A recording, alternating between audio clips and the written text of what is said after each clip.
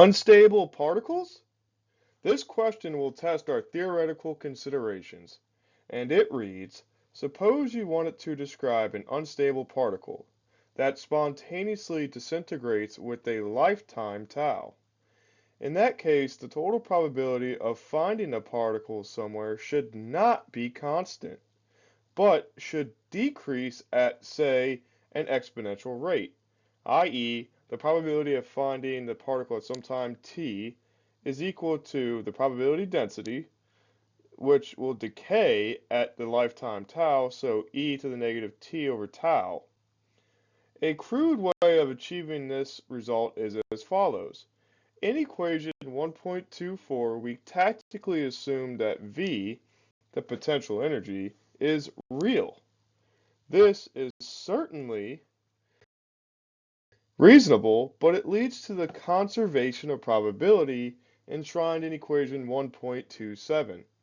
What if we assign V an imaginary part, where V is equal to V0 minus I gamma, where V0 is the true potential energy and gamma is a positive real constant, to make sure that we don't have another complex there to cancel out the i's. Part A. Show that in place of equation 1.27, we now get d by dt of the probability is equal to negative 2 gamma over h bar times p. And then B, solve for p of t and find the lifetime of the particle in terms of gamma. Some quick notes about this particular setup. Equation 1.24 that was referred to earlier is the complex conjugate of the Schrödinger equation. Equation 1.27 mentioned here is that the time derivative of probability equals 0, which is what they're saying is the conservation of probability, meaning that the value is preserved, i.e. does not change as time evolves.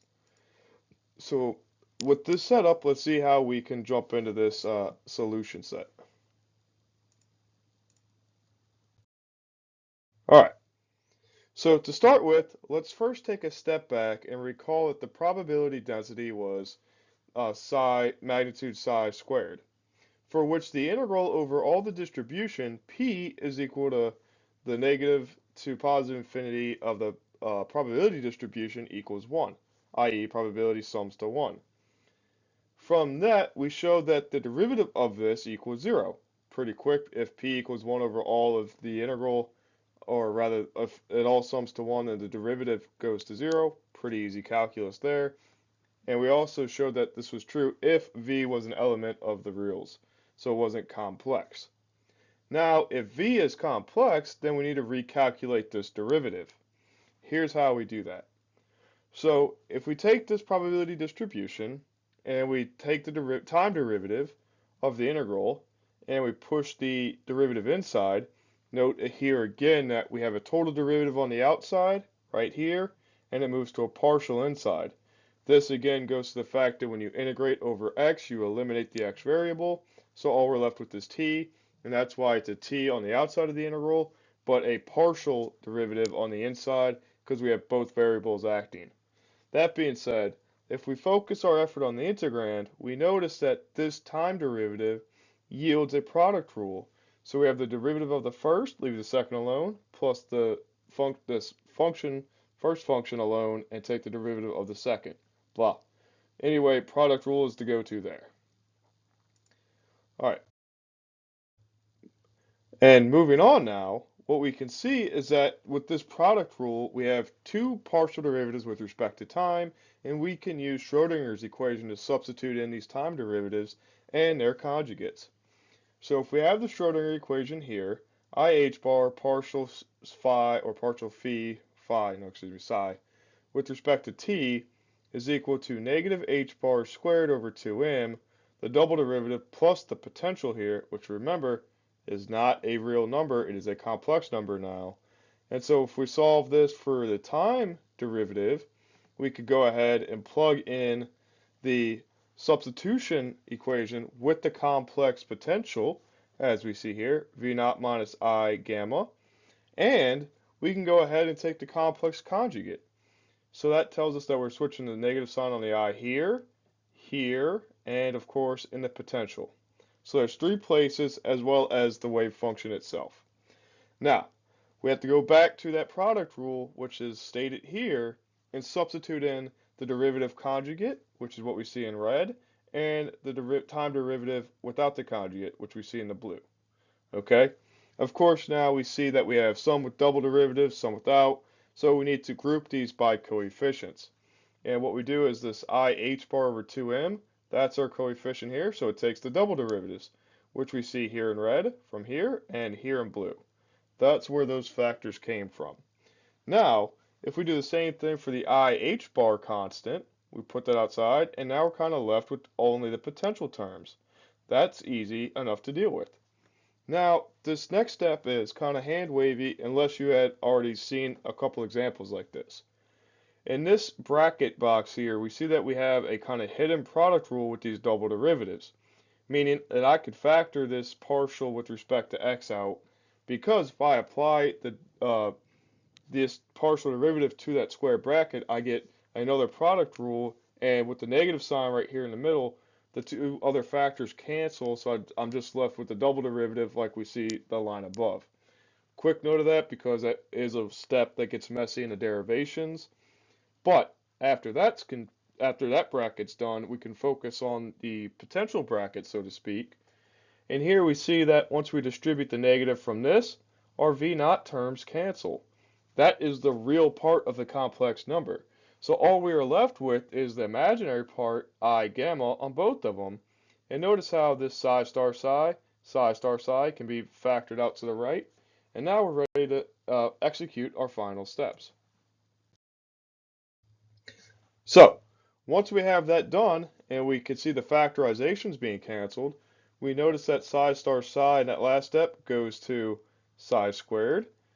And then we just bring down our derivative outside. So, now we can plug this back into the integral, which is what we were originally trying to set this all up for. We took the integrand to evaluate the derivative. Now that we have and simplified it, plugging it back in, and that's what we see here. Quick note here.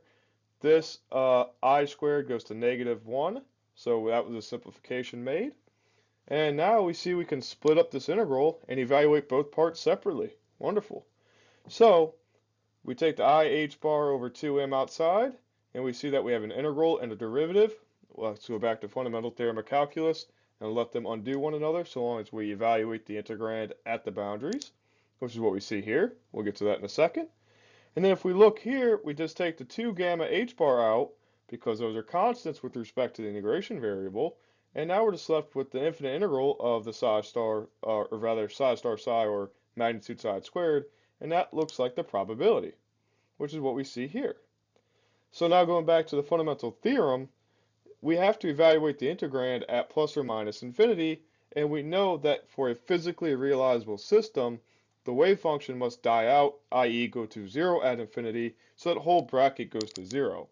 And with that, we're left with just a probability term here, and thus we end up with -2 gamma h bar over p, which is exactly what we were trying to prove. And that is fascinating. This takes into account the amount of the imaginary role can play in these theoretical considerations if we hadn't put that thought in there already. Now moving on to part B here, what we were trying to do is use this fact to solve for an expression with the exponential die-off term. And here we see that dp dt is equal to -2 gamma h bar times p, and this is a simple basic equation.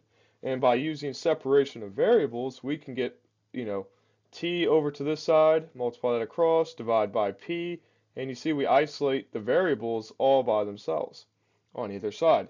Easy enough. Integrate both sides. Again, those are constants, keep them out. And we see that we're left with the natural log of absolute value p, but since p is positive, it can only be 0 to 1, in this sense anyways. Well, it can't be negative, that's for sure. So what we can see here is that we don't need the absolute value on the natural log, so that's fine. But we still get this -2 over gamma h bar times t, since we have that, but we also have to have a constant. Okay, here's where the 𝑓𝑒q comes in and solving these exponentials. That gets kind of, just be aware of how you're maneuvering the algebra. You have to take e to undo the natural log, so put everything power, or rather base e, the natural log and e cancel, but here we still have to raise all of that to the power of e as well, or to the base of e, and that's what we see here. But by the rules of exponentials, I can go ahead and split up that plus sign because that means I'm multiplying two exponentials, and I'm left with e to a constant, which, guess again, if I have e to just a number, I get out another number, so it is just a constant. And in this case, since we're multiplying it, we're multiplying a constant by this exponential, we may as well call that constant the initial amount, p at 0. And we see this in exponential models all the time. It's pretty well in the jargon to use this method. But now, since we made the hypothesis that this was going to decrease at an exponential rate, i.e. e to the negative t over tau, we have to find out what tau is in order to report back everything. So, comparing the exponential with the given one, we can see clearly with this that when we take into consideration t and negatives and we throw that away, and we're just left with what tau would equal, we can solve for it pretty quickly. 2 gamma over h bar is equal to 1 over tau. Take their reciprocals, and there you have it. So, putting this all together now, if we were to solve for probability as a function of time, we would get the initial probability times e to a negative power, which dies off exponentially with time increasing. And we know that the lifetime of this unstable particle with respect to gamma is h bar over 2 gamma, and that is how we maneuvered our way through a tricky question of theoretical considerations. And yes, this type of consideration will be brought up again, and actually pretty soon, at the beginning of chapter 2.